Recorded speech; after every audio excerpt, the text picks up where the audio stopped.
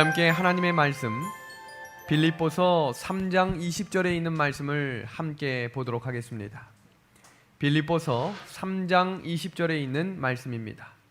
우리 한번 같이 읽어보겠습니다. 시작.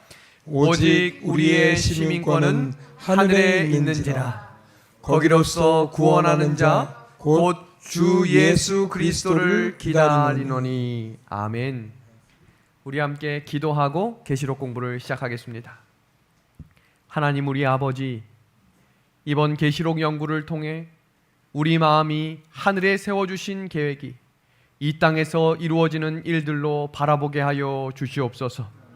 하늘에 속한 비밀을 볼 수 있는 믿음의 눈을 열어주시고 우리와 함께 하시는 성령님을 경험케 하여 주셔서 진리를 깨달을 수 있도록 주여 인도하여 주시옵소서.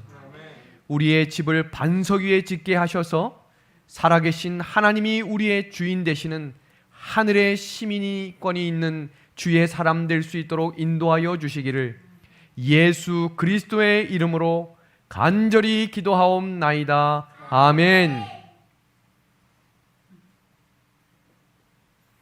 몇 달 전 결혼식을 참석하기 위해 자가용을 타고 가족과 함께 서울로 올라가는 길이었습니다. 서울에 거의 다다랐을 때에 태섭이가 익숙한 길이 나오자 여기 우리가 아는 길이다 라고 이야기를 했습니다. 그러면서 나는 아직도 서울에 내 마음이 있는 것 같아 라고 이야기를 하자 동생이었던 예섭이가 이렇게 이야기하는 것입니다. 나는 춘천 시민인데 춘천 시민이 주인이다. 춘천의 구호이죠. 그 마음이 8살 어린아이의 마음속에 1년여 시간을 살아가면서 나는 춘천 시민이라고 하는 생각을 가지게 한 것입니다. 오늘 저희가 읽었던 본문 성경 구절은 우리가 어디에 사는 백성인지를 기억하라고 하나님은 우리에게 가르쳐 주신 것입니다. 오직 우리의 시민권은 어디 있다고 말씀하고 계세요? 하늘에 있다라고 이야기하는 것입니다. 하늘의 시민권을 가진 사람의 특징은 하나님이 나의 왕이 되시고 하나님이 나의 주권자 되심을 믿는 사람이라는 것입니다. 그 사람은 하늘의 법을 따라 사는 것입니다. 이 땅에서 살아갈 때에 헌법이 이 나라를 움직이는 것처럼 우리는 이 땅에 살아가지만 하늘의 법을 가지고 살아가는 하늘 시민권자가 되어야 한다는 것입니다. 여기서 정말로 중요한 것은 하늘 시민권자는 민주주의 정신을 가지고 사는 사람이 아니라는 것입니다. 다수가 인정하는 것을 따라가는 삶이 아니라 하나님의 뜻과 하나님의 말씀과 하나님의 계명이 옳은 길임을 인정하는 사람이 바로 하나님의 시민권자라는 것을 이 시간 기억하게 되기를 간절히 소망합니다. 그래서 계시록 공부는 하늘 시민권자다운 삶이 어떤 삶인지를 우리에게 성경을 통해 다시 한번 밝혀줄 것입니다. 우리가 성경 구약과 신약의 초점을 우리 3시간에 걸쳐서 배우고 있는데요. 앞으로 1시간 정도 더 요한계시록 서론과 구조에 대해서 함께 살피려고 합니다. 오늘 우리가 배울 내용은 성경의 주제는 전체가 다 구약과 신약 모두가 다 예수 그리스도라고 하는 사실을 우리가 함께 살폈습니다. 그래서 예수님이 주인공이시기 때문에 예수님이 주제에 대한 이야기, 예수님이 처음으로 오시고 십자가에 달리시며 다시 오신다라고 하는 이 구약과 신약의 초점을 맞추고 있는 것입니다. 그래서 예수님께서 처음으로 오신 초림을 통해 이 땅에 해결한 것은 죄의 문제를 해결한 것입니다. 죄로부터 구원한 거예요. 그러나 우리가 배운 것처럼 죄로 구원을 받았다고 해서 죄를 짓지 않는 삶이 아니라고 했죠. 그 삶을 살아가는 죄악 세상에서 우리가 온전히 구원함을 경험할 때 우리가 그곳이 하늘나라가 되는 것임을 우리가 함께 배웠습니다. 그래서 성경에 나타나는 모든 역사는 예수님과 연관되어 있다라는 사실을 우리는 생각하고 인식해야 하는 것입니다. 예수님의 출생, 예수님의 삶, 예수님의 구원의 역사 모든 이야기가 다 중심이 누구라고요? 예수님이라는 사실을 우리는 기억하셔야 합니다. 창세기에 예언된 예수님의 모습을 살피기 위해 선악과를 먹은 아담과 하와의 장면으로 찾아가 보겠습니다. 아담과 하와가 하나님의 말씀을 불순종함으로 선악과를 먹었지요. 그 즉시 생기게 된 것이 2가지가 있는데 첫 번째는 죄책감이었고 두 번째는 수치심이었습니다. 그래서 그들이 자기가 뭘 한 것을 알게 됐죠? 옷을 벗고 있는 것을 알게 되므로 자신의 삶 속에 이 벌거벗은 것을 감추기 위해 뭘 했지요? 무화과 나무 잎으로 자기의 몸을 가리게 되었습니다. 그 성경 말씀 창세기 3장 7절에서 8절에 있는 말씀을 함께 보겠습니다. 노란 글씨만 같이 읽어주시길 바랍니다. 이에 그들의 눈이 밝아져 자기들이 벗은 줄을 알고 무화과 나무 잎을 엮어 뭘로 만들었어요? 치마로 삼았습니다. 그들이 그날 바람이 불 때 동산에 거니시는 여호와 하나님의 소리를 듣고 아담과 그의 아내가 어떻게 했어요? 여호와의 낯을 피하였습니다. 그래서 어떻게 했어요? 동산나무 사이에 숨었습니다. 죄는 어두운 곳을 좋아하고 빛을 싫어하고 숨어한다라는 특징이 있습니다. 실제로 예수님은 밝히 드러나지만 어디서든지 사탄은 숨겨져 있다는 사실을 우리는 기억해야 합니다. 사탄은 왜 자기 정체를 드러내지 않을까요? 자신을 속여야 하기 때문입니다. 사람들을 미혹해야 하기 때문입니다. 사람들을 넘어뜨려야 하는 존재이기 때문입니다. 그래서 사탄은 언제나 대리자를 통해 일한다는 사실을 성경은 우리에게 가르쳐주고 있습니다. 숨어있는 아담을 하나님께서 부르시는 이야기가 창세기 3장 9절의 이야기입니다. 하나님이 아담을 찾아오셔서 뭐라고 질문하셨어요? 아담아, 내가 어디 있느냐라고 질문하셨어요. 그럼 여기서 우리가 가질 수 있는 질문은 하나님이 지금 아담이 어디 있는지를 몰라서 물어보신 걸까요? 알고 계셨어요. 그럼 왜 이렇게 물으셨을까요? 성경 주석은 그 내용을 이렇게 주석합니다. 아담을 구원하시기 위한 하나님의 간절한 음성을 우리는 들어야 한다. 어떤 음성이라고요? 구원하시기 위한 음성이에요. 혼을 내거나 질책하거나 그것을 책임을 물으시기 위해 아담아 어디 있느냐라고 물으시는 것이 아니라 아담아 어디 있느냐. 왜 부르시는 거예요? 구원의 역사하심과 구원의 선한 계획을 알려주시기 위해 아담을 부르고 계셨다는 것입니다. 이어지는 9절 창세기 3장 10절에서 11절은 아담에게 하나님이 질문하십니다. 한번 보겠습니다. 누가 너의 벗었음을 내게 알렸느냐? 내가 내게 먹지 말라 명한 그 나무의 열매를 내가 먹었느냐라고 질문하십니다. 그때 아담이 뭐라고 대답했는지 한번 보겠습니다. 창세기 3장 12절의 말씀입니다. 우리 노란 글씨 한번 같이 읽어주시겠습니까? 아담이 이르되 시작. 하나님이 주셔서 나와 함께 있게 하신 여자가 내게 어떻게 했대요? 먹게 했습니다 라고 이야기하고 있습니다. 간단하게 아내가 주어서 먹었습니다 라고 이야기해도 되는데 굉장히 구구절절 설명하고 있죠. 이 구절 속에는 의미가 있는데 아담이 지금 누구를 탓하는지 보셔야 돼요. 하나님이 주셔서 나와 있게 하신 여자입니다. 그러니 처음으로 보이는 모습 속에는 이 여자 때문에 먹었습니다 라고 이야기하는 것 같지만 결국은 누구 때문에 먹었다는 거예요? 하나님 때문에 먹었다는 것입니다. 사람은 언제나 죄를 지면 핑계를 댄다는 것입니다. 어린이들뿐만 아니라 저도 그렇습니다. 그리고 이제 하나님께서 여자에게 질문하십니다. 그럼 그 여자는 또 뭐라고 대답을 했는지 보겠습니다. 창세기 3장 13절의 말씀인데요, 제가 읽겠습니다. 여호와 하나님이 여자에게 이르시되 내가 어찌하여 이렇게 하였느냐. 여자가 뭐라고 대답하는지 보세요. 여자가 이르되 뱀이 나를 꿰므로 내가 먹었나이다 라고 이야기합니다. 결국에는 누구 때문이라고 이야기하는 거예요? 결국에는 뱀을 만드신 누구 때문에? 하나님 때문에 내가 먹었습니다 라고 이야기하고 있는 것입니다. 그런데 하나님께서는 뱀에게는 질문하시지 않았다는 것입니다. 여기서 우리가 생각해야 될 또 하나의 문제는 뱀은 원래 말을 할 수 없어요. 뱀이 말을 했다는 것은 성경에서 처음으로 등장하고 있는 강신술의 이야기입니다. 오늘날에도 마지막 시대의 사단이 하나님의 믿는 백성까지도 넘어뜨리고자 쓰는 방법 중에 하나는 강신술이라고 영감에 그런 이야기했습니다. 그리고 하나님께서 뱀에게는 질문하시지 않고 뱀에게 1차 저주를 내리십니다. 그 장면이 창세기 3장 14절입니다.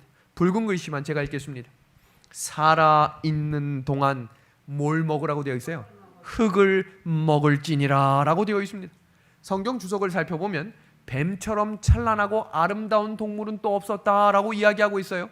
그런데 제가 궁금했던 건 흙을 먹으라라고 하는 의미가 뭘까 하는 거예요. 제가 구글이나 이런 사이트에서 찾아보니까 뱀은 흙을 먹지 못합니다. 그러면 뱀을 저주하시면서 흙을 먹어라라고 하는 의미가 무엇일까? 우리가 지난 시간에 살폈습니다. 우리가 성경을 이해하기 위해서는 히브리 사상이라고 하는 것을 이해하실 수 있어야 된다 그랬어요. 히브리 사상과 관련된 책을 살펴보면 흙을 먹는다는 이야기는 그 당시 최고의 저주였다라고 되어 있어요. 그러니까 하나님께서 그들에게 죄의 결과가 무엇이다 라고 설명을 하신 거냐면 흙을 먹는다, 그 의미는 죽는다라는 의미였어요. 뱀아 너는 죽을 것이다 라고 저주한 것입니다. 그리고 구속의 예언의 역사인 너무나 중요한 창세기 3장 15절의 말씀이 시작되는 것입니다. 오늘 이 방송을 보고 계시고 이 말씀을 듣고 계신 우리 모든 성도님들께 제가 제안드리는 것은 개신교에 계신 분들이나 천주교에 다니시는 분들은 이 창세기 15장에 대해서 정확히 해석하는 분들이 많이 없다는 사실입니다. 이 구절은 알고는 있지만 이 구절이 어떤 정확한 의미가 있는지는 계시록 공부를 통해서만 알 수 있어요. 그래서 오늘 이 말씀은 자세히 들으시고 기도하는 마음으로 성령을 간구하셔서 우리가 먼저 깨닫고 이 귀한 복된 소식을 아직 이 사실을 알지 못하는 주님의 백성들에게 전하셔서 하나님이 우리에게 맡겨주신 사명을 다할 수 있는 믿음의 백성들과 제가 되기를 간절히 소망합니다. 우리 기대하는 마음으로 창세기 3장 15절의 말씀을, 이 상황이 지금 이 그림을 보시면 어떤 상황에 말하고 계신 것인지를 예측하실 수 있을 겁니다. 아담에게 질문했죠?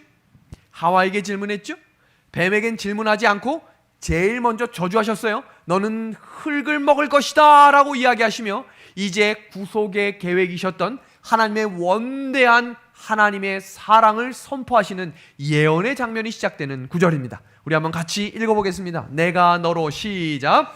내가 너로 여자와 원수가 되게 하고 너의 후손도 여자의 후손과 원수가 되게 하리니 여자의 후손은 내 머리를 상하게 할 것이요 너는 그의 발꿈치를 상하게 할 것이니라 하시고.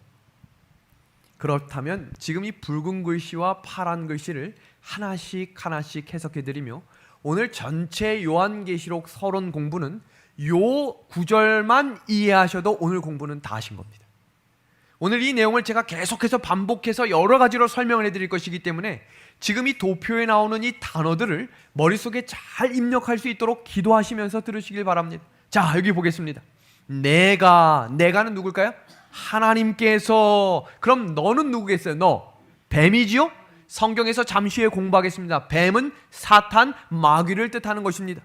그리고 여자가 등장합니다. 여자의 후손이 나오는데 여자는 누굴 뜻하느냐면 구약의 하나님의 백성 이스라엘, 구약의 이스라엘과 신약의 하나님의 교회를 상징하는 것입니다. 그리고 너의 후손, 뱀의 후손들은 사탄의 세력들을 말씀하시는 것이고 여자의 후손은 예수 그리스도를 상징하는 것입니다. 그리고 머리를 상하겠다는 것은 너의 후손과 너는 영원히 망하겠다. 방금 전에 우리가 읽었던 구절이 있죠? 흙을 먹을 것이다. 너는 죽을 것이다 라고 하나님이 예언하시는 것입니다. 그리고 예수 그리스도는 발꿈치가 상할 것이나 일시적인 상처로 나을 것임을 설명해 주고 계시다는 사실입니다. 지금 이 그림을 보십시오. 인류의 역사는 선악의 싸움인데 하나님께서 선과 악으로 여자와 여자의 후손과 뱀과 용의 후손이 서로 싸운다라고 이야기합니다. 근데 성경상에서는 실제로 싸운다는 얘기는 나오지 않지만 결과를 보니 싸운 것입니다. 왜요? 한 사람이 죽고 한 사람이 상처를 입기 때문입니다. 그런데 성경은 그 싸움의 결과를 명확히 알려주셨다는 것입니다. 사탄은 어디가 상해서 죽겠다고 했어요? 머리가 상해서 너는 멸망할 것이다 라고 가르쳐 주셨고 여자의 후손은 발꿈치는 상하지만 죽어요? 죽지 않아요. 다시 회복되겠다라고 말씀해 주고 계시다는 것입니다. 오늘 이 말씀을 듣고 있는 하나님의 백성들에게 왜 그토록 중요하냐면 세상의 싸움도 눈에 보이는 싸움도 이와 같기 때문입니다. 한번 생각해 보세요. 용하고 아이하고 싸웁니다. 눈에 볼 때 누가 이기게 되어 있어요? 게임이 안 되게 되어 있는 거예요. 세상의 싸움도 그렇다는 것입니다. 하나님의 백성과 세상이 씨름하고 싸우기 시작하면 감히 붙어서 이길 수 없는 싸움이 시작되는 것입니다. 골리앗과 다윗이 붙는다고 생각할 때 상식적으로 누가 이긴다는 것이 당연합니까? 골리앗이 이기는 게 당연해요. 그러나 우리가 다윗이 이겼다라고 하는 것을 믿는 이유는 뭐예요? 성경을 배웠기 때문입니다. 성경을 알기 때문입니다. 마찬가지로 이 선악의 싸움은 싸움 자체가 안 될 것처럼 보일지라도 하나님의 백성들이 하나님의 말씀을 붙들고 걸어가는 그 길에 하나님이 최종 승리를 주신다는 것을 믿음으로 인내하는 믿음을 가지라고 우리에게 가르쳐 주신 것입니다. 왜요? 최후의 승리를 경험케 해 주실 것이기 때문입니다. 내가 진리의 길을 찾기 위해 끊임없이 기도하며 노력하라고 성경은 우리에게 가르쳐 주고 있습니다. 그리고 발견한 그 진리에 무엇을 걸라고 되어 있어요? 목숨을 걸라고 되어 있어요. 내가 내 목숨과 뜻을 다하여 하나님을 섬기라고 말씀하고 계십니다.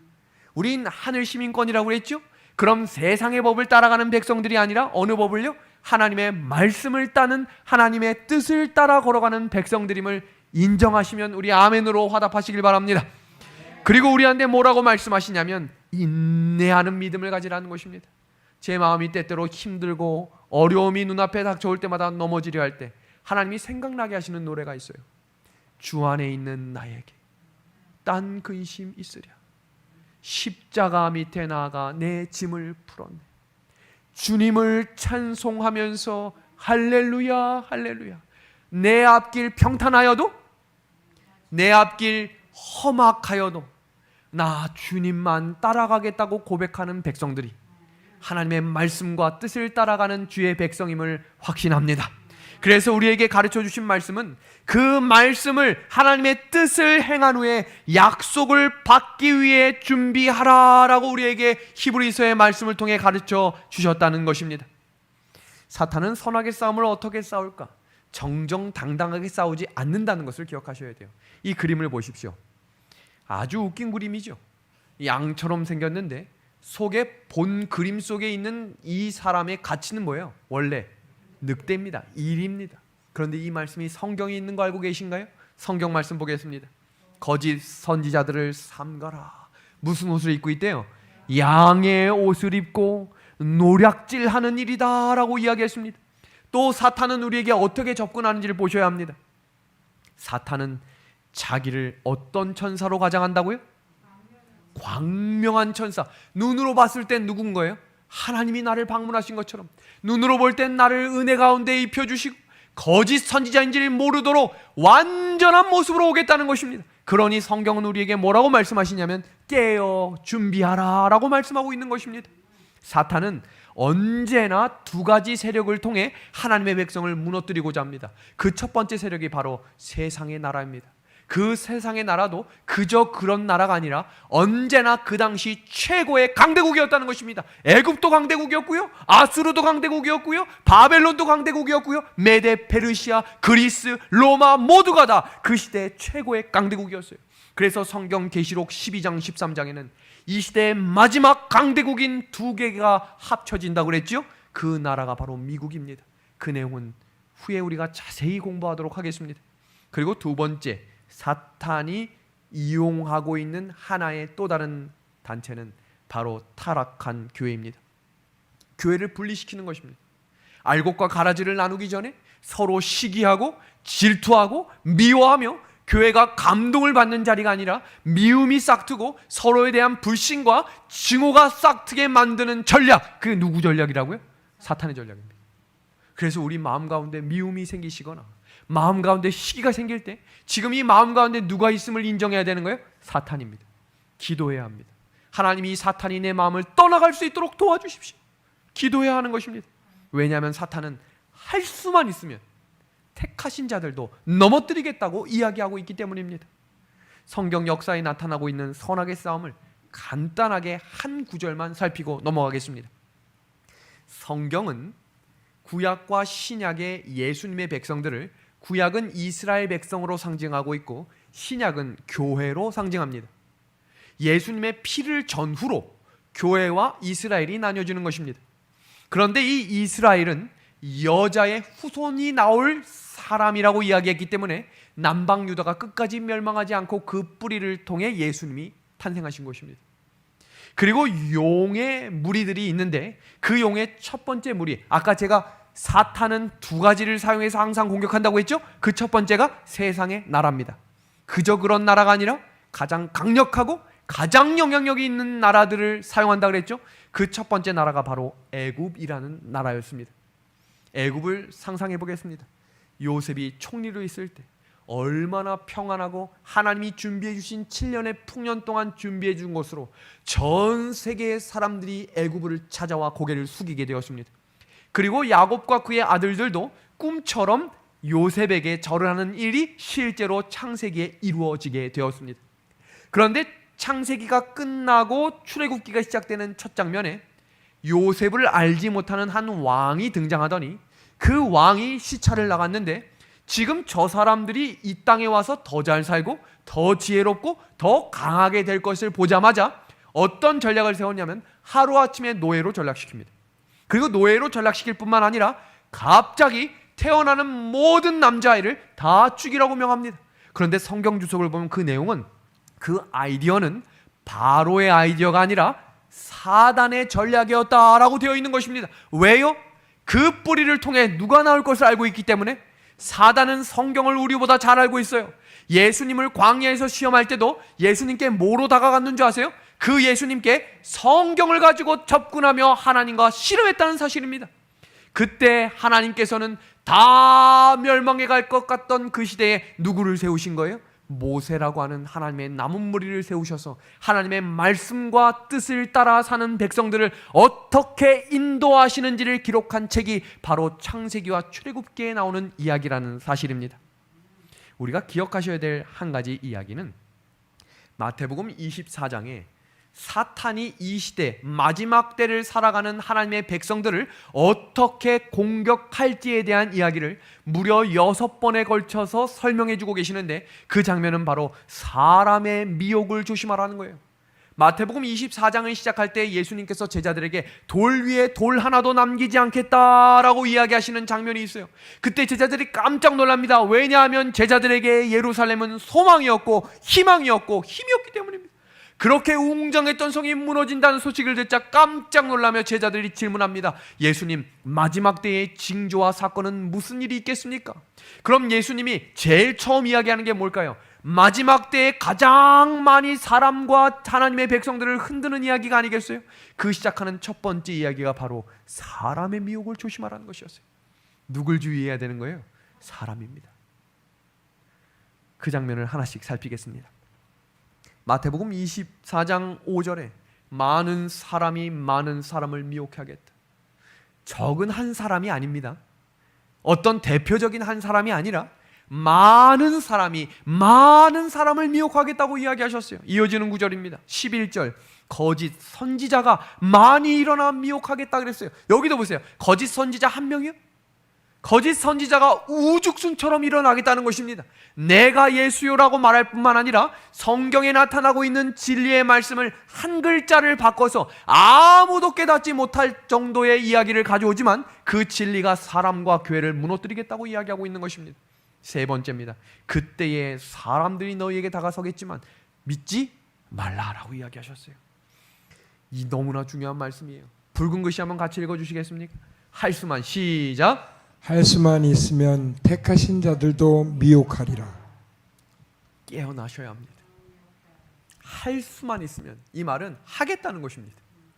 교회 안에 바로 서 있는 교회의 지도자들을 넘어뜨리겠다는 것입니다. 교회의 장로들을 넘어뜨리겠다는 것입니다. 교회의 집사를 넘어뜨리겠다는 것입니다. 교회의 목사들을 넘어뜨리겠다는 거예요. 그래서 도미노처럼 교회가 무너지는 일들이 일어나겠다는 것입니다. 그리고 이어지는 구절에 사람들이 너희에게 말하되 뭐하지 말라고요? 믿지 말라는 것입니다. 마지막 시대의 미혹이 왜 그토록 무섭고 힘든 일인지를 보십시오. 지금 보시는 이 장면은 하늘에서 3분의 1의 별들이 떨어져 나가는 장면을 그림으로 그린 그림입니다. 왜 이들이 떨어져 나갔죠? 죄 때문입니다. 지난 일요일에 제가 태섭이와 함께 뒷동산에 올라가면서 성경 이야기를 서로 나누게 되었어요. 저한테 무슨 질문했냐면, 아빠, 사탄 루스벨도 하늘에서 굉장히 높은 자리에 앉았잖아. 천사장이었잖아. 그러면서 저한테 뭐라고 질문하냐면, 그것도 높은 자리인데 왜 굳이 하나님이 되고 싶었을까? 아, 굉장히 차원이 높은 질문이죠? 제가 그래서 그 아들에게 뭐라고 대답했는 줄 아세요? 그건 성경 어디에도 나오지 않아. 그래서 이 대답은 하늘나라에 가서만 들을 수 있어. 사단의 마음속에 왜 그런 마음이 생겼는지는 어디에도 나오지 않아요. 아직까지 수수께끼입니다.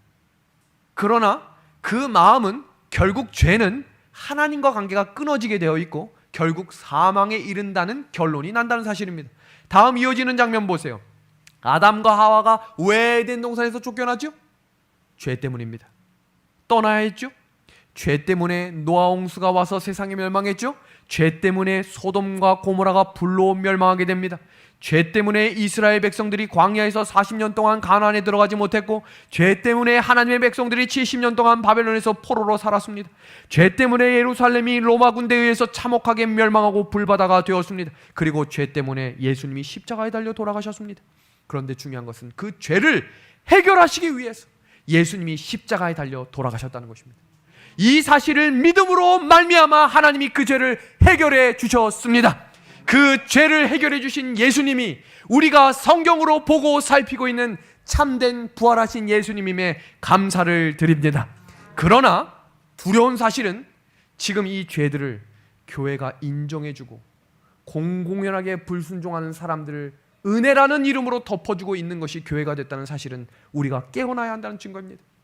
교회 안에 잘못된 일들이 일어나고 있는 것을 뻔히 보고 있지만 그 누구도 그것을 지적하는 사람이 사라져버렸어요.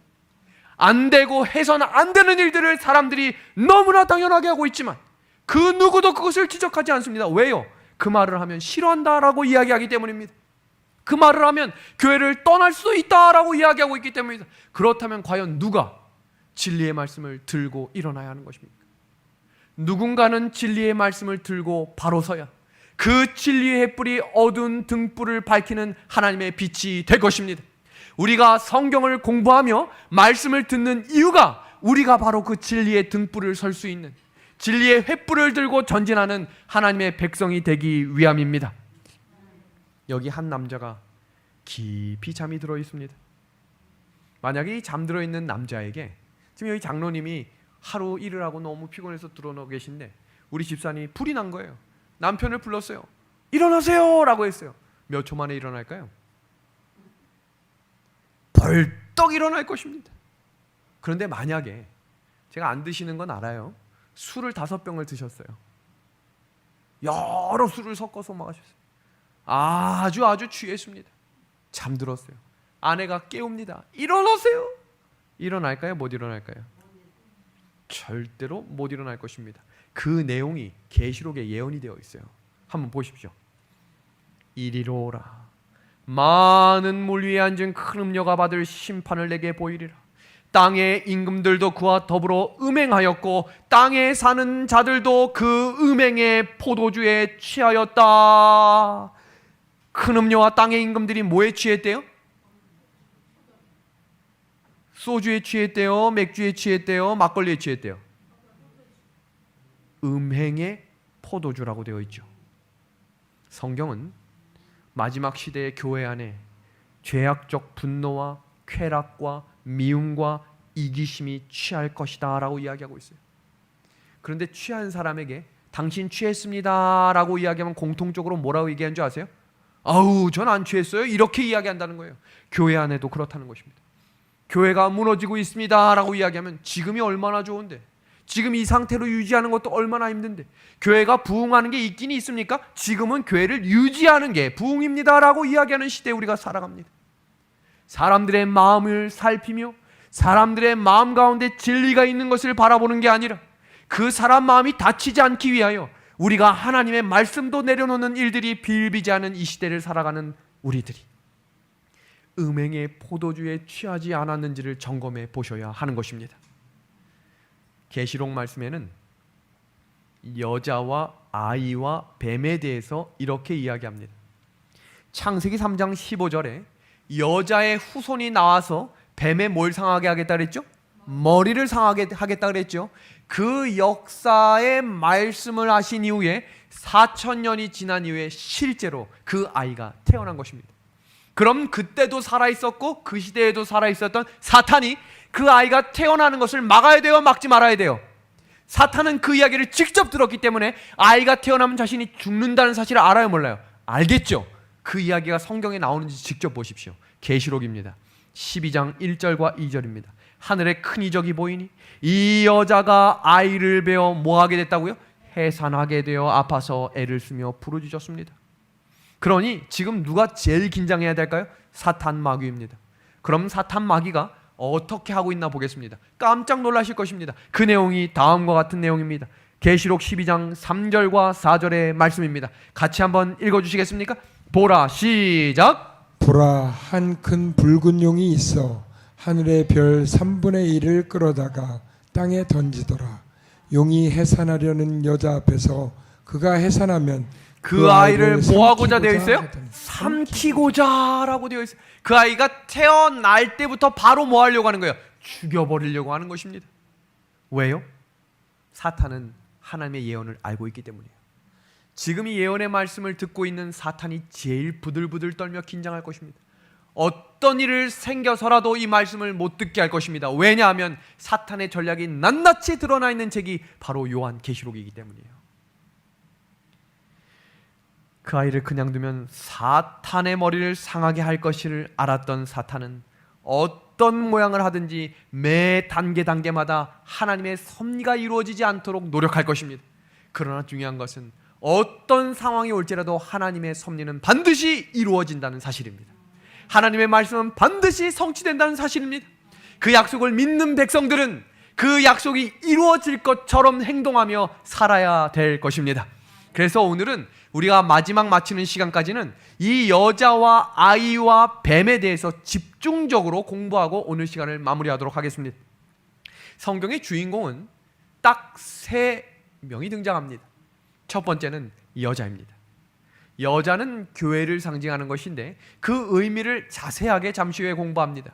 두 번째는 아들이 나오죠. 아이. 그 아이는 바로 예수님입니다. 그리고 세 번째는 용, 뱀입니다. 이건 누굴 상징하냐면 바로 사탄을 상징합니다. 성경 모든 전체 이야기는 예수님에 대한 이야기지만 이 3명의 주인공과 연관이 없는 성경책은 단 한 권도 없습니다. 레위기도 여자의 후손에 대한 하나님의 백성들을 어떤 정결한 삶으로 살아야 하는지를 기록하고 있는 책이고, 역대상하나 열왕기상하도 하나님이 어떤 뿌리를 통해 내려오게 될지를 기록한 책이 역대상하와 열왕기상하라는 것입니다. 이렇게 모든 66권의 책은 이 3명의 주인공이 1명, 2명, 3명이 한 번에 등장하는 모든 책의 이야기임을 기억하셔야 합니다. 여기 보십시오. 마태복음 7장 22절과 23절에는 붉은 글씨만 한번 읽어주시겠습니까? 주여 주여 시작. 주여 주여 우리가 주의 이름으로 내가 너희를 도무지 뭐하지 못한다고요? 알지 못하니. 도무지 알지 못한대요. 교회 와서 찬미 부르고 아멘 아멘 하고 예수님의 이름으로 가서 방문을 하고 기도를 해도 온전한 하나님을 알지 못하고 만나지 못하면 하나님께서 마지막 때에 내가 너를 누군지 모른다라고 이야기하시겠다는 거예요. 다음 구절입니다. 마태복음 15장 8절에서 9절이죠. 사람이 입술로는 나를 공경하되 마음은 내게서 멀도다. 사람의 계명으로 교훈을 삼아 가르치니 나를 헛되이 경배하는도다 하였느니라. 성도 여러분, 하나님을 바르게 경배하길 원하시나요? 하나님을 온전히 예배드리시길 원하시나요? 그럼 오늘 지금부터 배우는 이 여자와 아이와 뱀에 대해서 명확히 알고 계셔야 합니다. 여자는 누구인가 살펴보겠습니다. 여자와 이 딸이라는 단어는 열왕기하 19장 21절을 보시면 다음과 같이 기록되어 있습니다.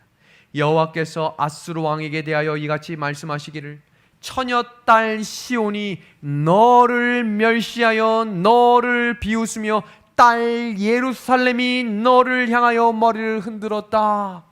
성경에서 이 딸과 여자는 문자적으로 실제로 여자와 딸을 의미하기도 하지만 성경에 나타나는 여자와 딸은 대부분 상징적인 것을 의미합니다. 여기 보시면 아수르와 처녀딸 시온과 딸 예루살렘은 서로 상반되는 이야기인 것처럼 보이시죠?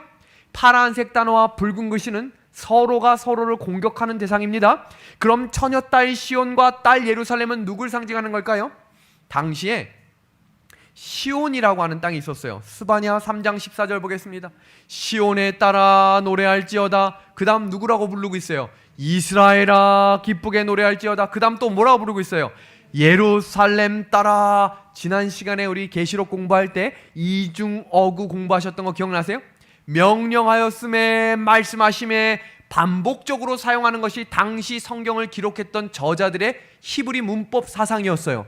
마찬가지로 스바냐나 열왕기하를 기록했던 저자들도 같은 내용을 반복해서 쓰고 있지요. 시온에 따라, 이스라엘아, 예루살렘아. 그렇다면 이 시온이라고 하는 단어가 뭘 의미하는지를 찾아보면 되겠죠.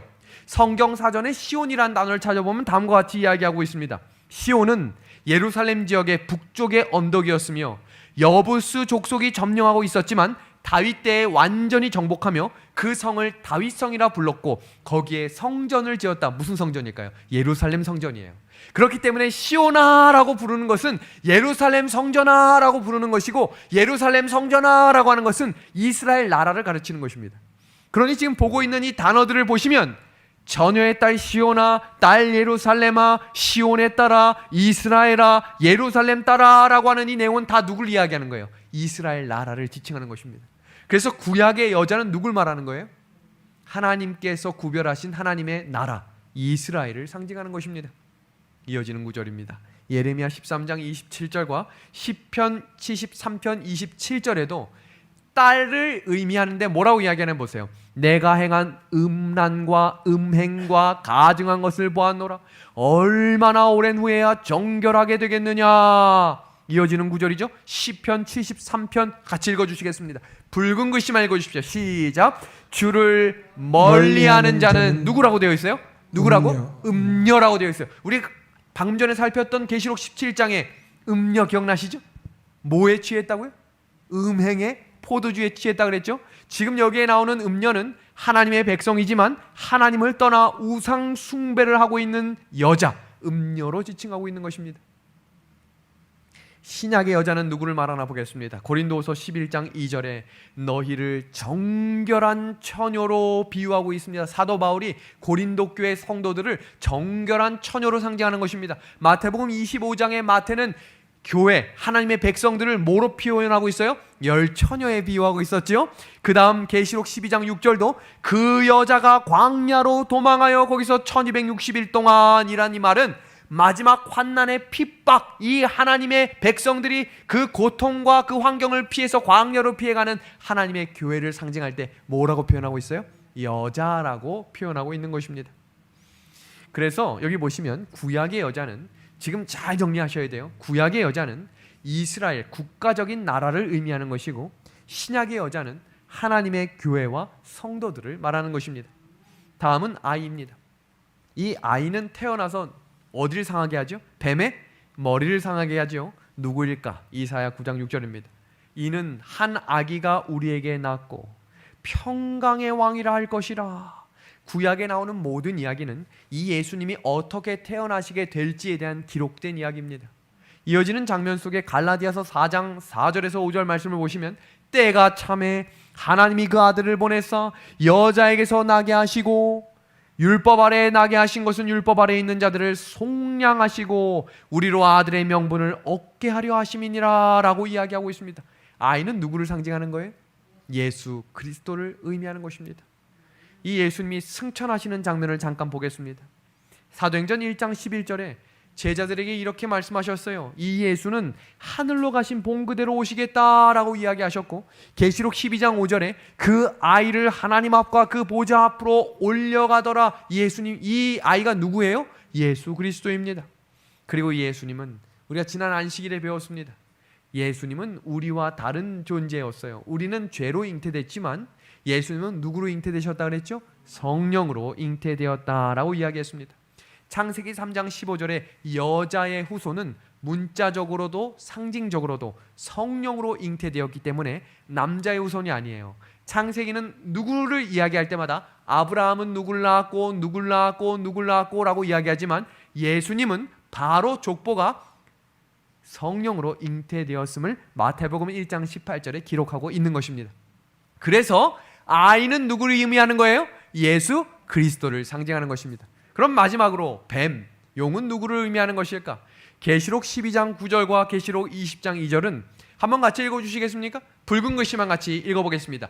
용, 시작. 용, 옛 뱀, 곧 마귀, 곧 사탄, 곧 온 천하를 꿰는 자라고 이야기하고 있어요. 명확하고 분명합니다. 뱀이고 용으로 사용되는 것은 모두가 다 누구예요? 사탄, 마귀라는 것입니다. 그럼 사탄의 직업이 뭔가 보겠습니다. 사탄이 하는 일은 미혹입니다. 혼미하다 미자에 유혹하다 혹입니다.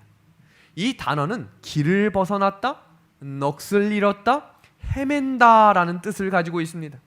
이 일은 사탄이 하는 일인데 바른 길을 알면서도 엉뚱한 일을 알려주는 게 사탄의 직업이에요. 한번 보겠습니다. 거짓말을 하며 하나님의 백성을 속입니다. 계시록 20장 10절을 보면 다 알고 있지만 잘못된 길로 안내하는 것입니다. 사탄의 일입니다. 두 번째는 하나님의 백성을 고소하여 구원받지 못하게 하는 것입니다. 그리고 세 번째는 전도하는 길을 막습니다. 데살로니가전서 2장을 보시면 전도하는 길을 막아요. 어떤 방식으로든 막습니다. 춘천의화숙교회가 하나님의 말씀대로 걸어가려 할 때 사단은 막을 것입니다. 어떤 방식으로든 사람을 넘어뜨리든지 사람에게 실망하려 하든지 사람 때문에 무슨 어려운 문제를 만들어낼 것입니다. 그러나 이런 상황 속에 우리가 오늘 불렀던 찬미처럼 매일 매 순간을 살아가면서 나의 등 뒤에서 이끄시고 지키시는 하나님을 신뢰하심으로 지금 상황을 보는 게 아니라 그 너머의 곳을 바라보는 믿음의 길을 걸어가는 우리 믿음의 식구들이 되기를 간절히 소망합니다. 네 번째는 마음밭에 뿌려진 무엇마저도 가져간다고요? 말씀의 씨앗을 빼앗아간다는 거예요.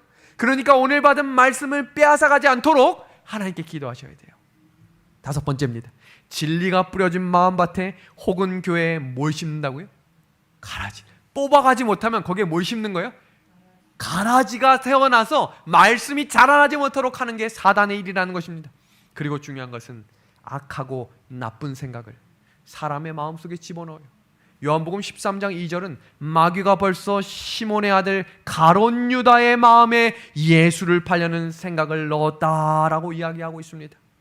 성도 여러분, 오늘 이 말씀을 정리하면서 요한 계시록의 내용과 그 중요성을 마지막으로 정리하고 오늘 말씀을 줄이겠습니다. 요한계시록은 알파와 오메가이신 예수 그리스도가 그 저자이며 내용의 핵심이라는 것을 가르쳐 줍니다. 두 번째는 예수님은 그분의 심판과 재림 때까지 세상과 싸우며 진리를 수호하고 이 땅에 세워진 하나님의 교회를 지켜나갈 그의 백성들에게 너무나 중요한 말씀입니다. 시대별로 적절한 권면을 주신다는 사실입니다.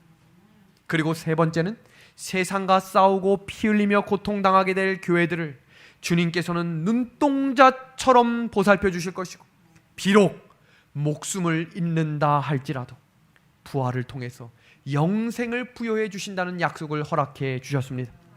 그리고 네 번째는 하나님을 대적하며 그분의 백성들을 괴롭히고 핍박하던 세상 사람들은 세상의 준엄한 심판을 면치 못할 것이며 결국 악의 세력은 끝나고 말 것입니다. 어머니로서 순결한 여자, 이제 여자에 대해서 배우셨죠? 교회는 어떤 운명을 가지고 세상의 세력들과 싸울 것이고 특별히 세상 역사의 마지막 부분에 어떤 세력과 싸우게 될 것인지 상징을 통하여 여자와 그 대적하는 세력들을 구체적으로 밝혀줄 것입니다.